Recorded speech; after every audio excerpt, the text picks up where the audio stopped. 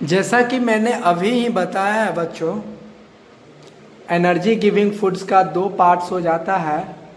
एक हो जाता है कार्बोहाइड्रेट, दूसरा हो जाता है फैट। अब चलते हैं हम बॉडी बिल्डिंग के पास। ठीक है, बॉडी बिल्डिंग के एक पार्ट हो जाता है प्रोटीन्स। क्या हो जाता है? प्रोटीन्स। पी फॉर प्रोटीन्स हो जाता है, पी फॉर पल्सेस हो जाता है। P for proteins and P for pulses. जितने भी पल्सेस हो गए वह सब क्या कहलाएंगे? प्रोटीन्स कहलाएंगे। जितने भी पल्सेस हो गए वह क्या कहलाएंगे? प्रोटीन्स कहलाएंगे। तो प्रोटीन्स का क्या काम होता है? यह कोई भी कटा हुआ पार्ट को क्या करता है? रिपेयर करता है। To repair one part of our body. तो हमेशा ध्यान देना, बॉडी बिल्डिंग फूड में एक जो पार्ट है इसका वह प्रोटीन्स आता है। अब पी फॉर प्रोटीन्स होता है, पी फॉर पल्सेज होता है। जितने भी पल्सेज हो गए वह सब किसमें आएंगे? प्रोटीन्स में आएंगे। जैसे मसूर का दाल हो गया, जैसे राहर का दाल हो गया, जितने भी दाल आप खाते हो बच्चों वह सब प्रोटीन्स में आएंगे। और प्रोटीन्स किसमें आता है? बॉडी बिल्डिंग फूड में। अब आता है प्रोटेक्टिव फूड। प्रोटेक्टिव फूड में आ जाता है विटामिन्स। क्या आ जाता है? Vitamins. V for vitamins and V for various types of fruit and vegetables.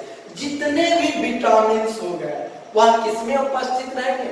अलग अलग प्रकार के फ्रूट्स में और अलग अलग प्रकार के वेजिटेबल्स में। और यह क्या प्रोटेक्ट करता है? हमारे बॉडी को प्रोटेक्ट करता है।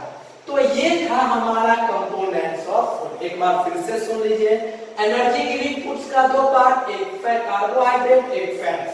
बॉडी बिल्डिंग फूड्स का प्रोटीन्स, प्रोटेक्टिव फूड का vitamin. Carbohydrate C for carbohydrate, C for cereal, F for fats, F for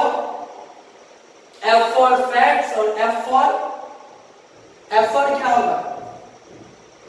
F for fatty substances. Fatty substances means that oily substances. Body building foods में proteins आ जाता है। P for proteins, P for pulses. जितने भी pulses हो गए वह proteins हो गए। प्रोटेक्टिव फूड में विटामिन्स आ जाता है। V for vitamins, V for various types of fruit and vegetables. This is the components of energy giving food, body building food, protective food. Energy giving food, those food which gives energy, that type of food is called energy giving food. इसका दो part, एक carbohydrate, एक fats. Body building food, those food which consist of our body, that type of food is called body building food. जैसे proteins helps to construct of our body. Protective food, those food which protect our body from viral disease, that type of food is called protective food. जैसे example vitamins, V for vitamins, V for various types of fruit and vegetables. ठीक है, this is the components of food. Components of food, energy giving food, body building food, protective food. And protective food, energy giving food, two types. पहला carbohydrate, दूसरा fats. Body building food में proteins, protective food में vitamins. C for carbohydrate, C for cereal. All the cereal is known as carbohydrate. F for fats, F for fatty substances. Fatty substances refers to the oily substances. All the oily substances is known as fats. Body building food, proteins. Body building foods, those food which consist of our body. P for proteins, P for pulses. उसके बाद protective food जैसे vitamins, V for vitamins, V for various types of fruit and vegetables, that is called vitamin. This is the components of food. अब आगे देखते हैं।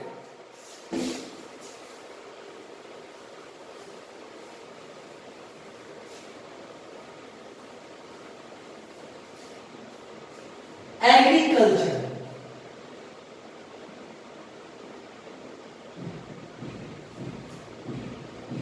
Agriculture. अब आता है एग्रीकल्चर क्या होता है। एग्रीकल्चर इन हिंदी कृषि, growing of plants and rearing of animals, that is called agriculture. उसी को क्या कहेंगे, agriculture. And this is the main sources of food, of plants food and animals food.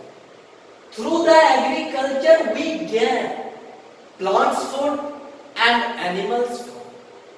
Without agriculture we cannot get plants food and animals food. बिना agriculture के हम ना plants food को प्राप्त कर सकते हैं ना एनिमल्स फूड को प्राप्त कर सकते हैं। एग्रीकल्चर मस्ट है, एग्रीकल्चर मस्ट है। तो एग्रीकल्चर किसको कहेंगे, कृषि। The process of growing of plants and rearing of animals, this process is called agriculture. इसी प्रोसेस को क्या कहा जाता है, एग्रीकल्चर।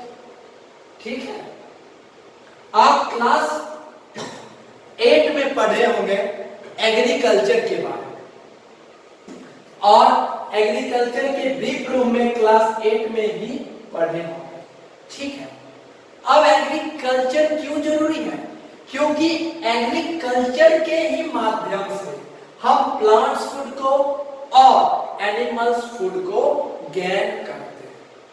अगर एग्रीकल्चर नहीं हो तो हम फूड की प्राप्ति नहीं कर सकते। हमारे देश को कृषि प्रधान देश कहा गया है। क्यों, क्योंकि हमारा जो देश है, भारत देश जो है, वह कृषि पर ही निर्भर है। इसीलिए इसे क्या कहा गया है, कृषि प्रधान देश। ठीक है, द साइंस और practice of farming including cultivation of the soil for the growing of crops and the rearing of animals to provide food, wool and other product is called agriculture. This is the main source of food. This is the main resource of the food. यही agriculture एक क्या है, एक main resource है, चाहे वह plants हो चाहे वह एनिमल्स फूड हो। ठीक है, थ्रू द एग्रीकल्चर। ठीक, तो यहां हुआ द साइंस और practice of farming including cultivation of the soil for the growing of crops and the rearing of animals to provide food, wool and other product is called agriculture. मतलब किसी भी एक ऐसा साइंस, एक ऐसा practice जो क्या करवाता हो, फार्मिंग करवाता हो, जिसमें क्या आता हो, कल्टीवेशन, सॉइल का कल्टीवेशन करना। ठीक है, किसके लिए, किसी भी क्रॉप्स को ग्रो के लिए और किसी भी एनिमल्स को रेयरिंग के लिए।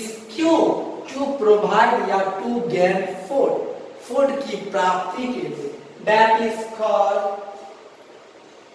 एग्रीकल्चर। इसी को क्या कहेंगे, एग्रीकल्चर। ठीक है, अब आते हैं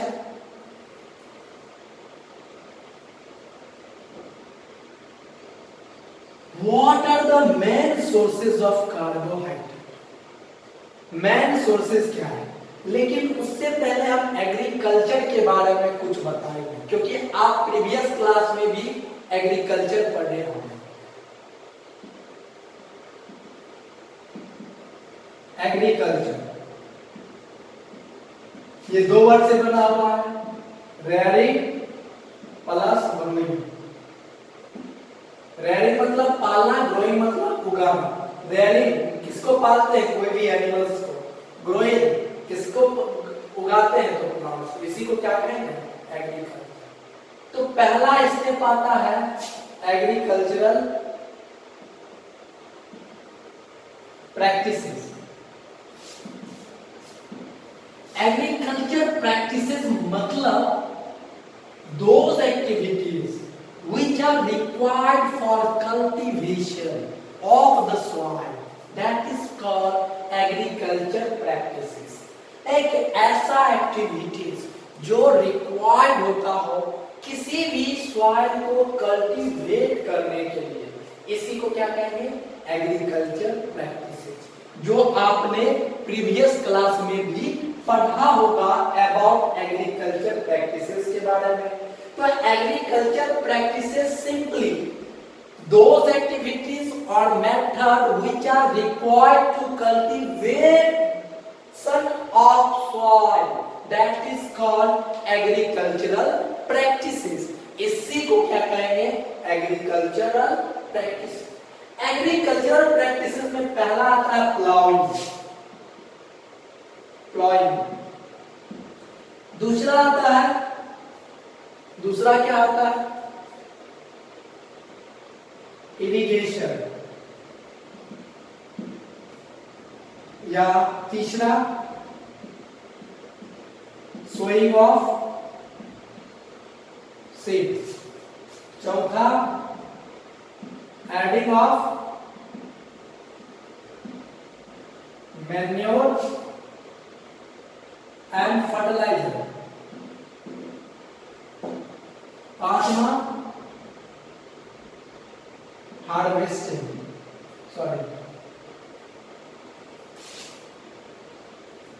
पांचवा एडिंग ऑफ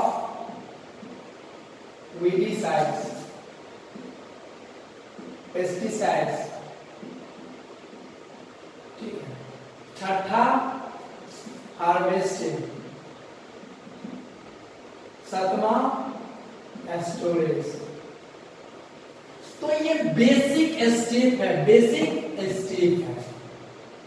यही सब स्टेप से हम क्या करते हैं? किसी भी प्लांट्स को उगाते हैं। This is the agriculture main step of agricultural practices. ठीक है। This is the main step of agricultural practices to cultivation of any plants. ठीक है। तो पहला है प्लॉइंग।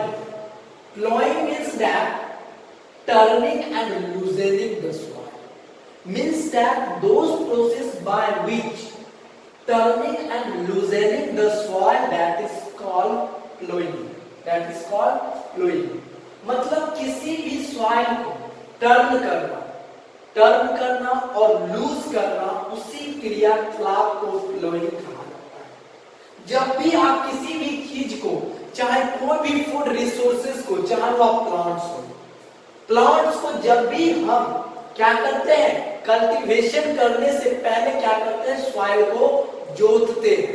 तो उसी प्रोसेस को क्या कहा जाता है? प्लोइंग। जोतना जो सॉइल को जो हम जोतते हैं, उसी प्रक्रिया को क्या कहेंगे? Ploughing. That is called ploughing. उसके बाद क्या होता है? अगर फर्टिलिटी ऑफ सॉइल में अवेलेबल है, सॉइल में अगर फर्टाइल सॉइल अवेलेबल है, तो हमको इरिगेशन करने की कोई जरूरत नहीं होती है। तब हम डायरेक्ट बीज सो कर देते हैं, सोइंग ऑफ सीड कर देते हैं। अगर फर्टिलिटी ऑफ सॉइल अवेलेबल नहीं है, तब क्या होता है जरूरी? इरिगेशन। क्या होता है जरूरी? इरिगेशन। तो ploughing, turning and loosening the soil, that is called ploughing. और प्लोइंग में जो इंस्ट्रूमेंट का यूज होता है? कल्टीवेटर। कल्टीवेटर आप नाम सुने होंगे, जिससे जोतने का काम करते हैं। ठीक है। अब इरिगेशन, वाटरिंग द प्लांट। जब हम वाटरिंग द प्लांट्स, मतलब खाने का हुआ, प्लांट्स में जब पानी पटाते हैं, दैट इज कॉल्ड इरिगेशन। जब हम फर्टिलिटी ऑफ सॉइल अवेलेबल नहीं रहता है, तब भी हम वाटरिंग द सॉइल भी हम करते हैं, दैट इज कॉल्ड इरिगेशन। सिंचाई। ठीक है। सिंचाई आप जो प्रीवियस क्लास में दो भाग में पढ़े होंगे। एक हो जाता होगा ट्रेडिशनल इरिगेशन, दूसरा हो जाता होगा मॉडर्न इरिगेशन। ट्रेडिशनल इरिगेशन में जो हमारे एंसेस्टर के द्वारा मेथड यूज किया जाता है, those method which are used by our ancestor to irrigation of our field, that method is called traditional method of irrigation. Traditional method of irrigation कहने का मतलब ही हो जाता है कि हमारा जो पूर्वजों के द्वारा जो मेथड यूज किया जाता हो किसी भी फील्ड को सिंचाई करने में, उसी को ट्रेडिशनल इरिगेशन मेथड कहा जाता है। मॉडर्न मेथड जिसमें हम मॉडर्न टेक्नोलॉजी यूज करके इरिगेशन करते होंगे, क्या होगा, उसको ट्रेडिशनल मॉडर्न इरिगेशन हो जाएगा। ट्रेडिशनल इरिगेशन का एग्जांपल हो जाता है कैनल सिस्टम, मॉडर्न इरिगेशन का हो जाता है स्प्रिंकलर और ड्रिप इरिगेशन। स्प्रिंकलर हो जाता है और ड्रिप इरिगेशन हो जाता है, दो पार्ट हो जाता है मॉडर्न इरिगेशन का, और ट्रेडिशनल इरिगेशन में आ जाता है क्या, कैनल सिस्टम। अब आता है sowing of seed. Sowing of seed मतलब जब हम सीड इरिगेशन कर लिए, फर्टिलिटी ऑफ सॉइल को अवेलेबल करवा लिए, तब क्या होता है, हम उसमें बीज बो देते हैं। उसके बाद है adding of manure and fertiliser. तब उसके बाद हम क्या ऐड करते हैं, मैन्योर करते हैं, खाद करते हैं, उसके बाद फर्टिलाइजर। मैन्योर क्या होता है, मैन्योर हेल्प करता है सॉइल के फर्टिलिटी को इंक्रीज करने में, और फर्टिलाइजर भी सॉइल की फर्टिलिटी को इंक्रीज करता है। लेकिन बेसिक डिफरेंस क्या है, manure is organic substances and artificial fertiliser is a inorganic substances. Adding of weedicides and pesticides. उसके बाद आता है step adding of weedicides and pesticides. जब हम प्लांट्स में मैन्योर दे दिए, इरिगेशन फिल कर दिए, प्लॉइंग करके सीड बो दिए, तब क्या होता है, वेट कीड़ा लग जाता है और different plants, unwanted plants grow हो जाता है। उसको रिमूव करने में जो केमिकल यूज होता है, that is called weedicides, that is called pesticides. इसी को क्या कहते हैं, वेडिसाइड्स, पेस्टिसाइड्स। अब आता है harvesting. Harvesting means that cutting down of crops, that is called harvesting. Storage, जब हम काट लिए, काटने के बाद थ्रेशरिंग किए क्रॉप्स का, और उसके बाद विनोइंग कर लिए, उसके बाद क्या आता है, स्टोर कर लिए। तो this is the basic step of agriculture practices. अगर आपको कोई प्रॉब्लम हो तो आप प्रीवियस क्लास 8 का बुक निकालें और उसमें ये पढ़ लें, तो आपको इजी वे में समझ में आ जाएगा। तो इसी के बदौलत एग्रीकल्चर होता है, और यह सब क्या है, एग्रीकल्चर का main basic step. Agriculture means that rearing plus growing, rearing of animals, growing of plants. Agriculture practices those activities which are required for cultivation of the soil, that is called agriculture practices. Plowing means that turning and loosening the soil. Irrigation means that watering the plants. Sowing of the seed means that किसी भी seed को सो करना, बो देना। Adding of manure and fertiliser और manure को add करके fertility of the soil को ज्यादा करना। Adding of weedicide and pesticides. अब जब उसमें कीड़ा लग जाता हो क्रॉप्स में, तब उसमें वेडिसाइड्स, वेट्स को यूज करके, वेडिसाइड्स को यूज करके वेट्स को रिमूव कर दे, पेस्टिसाइड्स को यूज करके पेट्स को रिमूव कर दे। अब harvesting, cutting down of crops, that is called harvesting, and storage. After harvesting, it is necessary for storage of grains on a large scale, that is called storage. This is the basic step of your agriculture practices.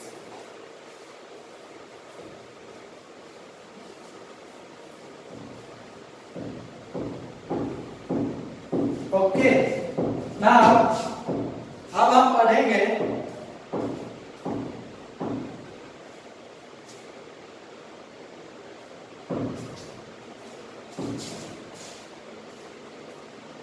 अगर बच्चों कोई भी problem, मैंने अभी जो topic बताया, food के बारे में बताया था, फूड्स के सोर्सेज के बारे में बताया था, फूड्स के पार्ट्स के बारे में बताया था। There are two parts of the food, plants natural sources of food, artificial sources of food. Artificial sources food का दो parts, plant food, animals food, उसके बाद आर्टिफिशियल, उसके बाद कंपोनेंट्स ऑफ फूड, और होल रिसोर्सेज ऑफ फूड में agriculture बताया। अगर इस चीज से कोई भी रिलेटेड आपको अभी तक के लेक्चर में प्रॉब्लम हो तो आप क्या करना बच्चों, व्हाट्सएप ग्रुप में उसको राइट डाउन करना और भेजना, और फिर उसके बाद मैं सॉल्यूशन करूंगा और उसके बाद फिर मैं भेज दूंगा। आज इस लेक्चर में आपके लिए फिलहाल इतना ही। That's all for today. Have a nice day.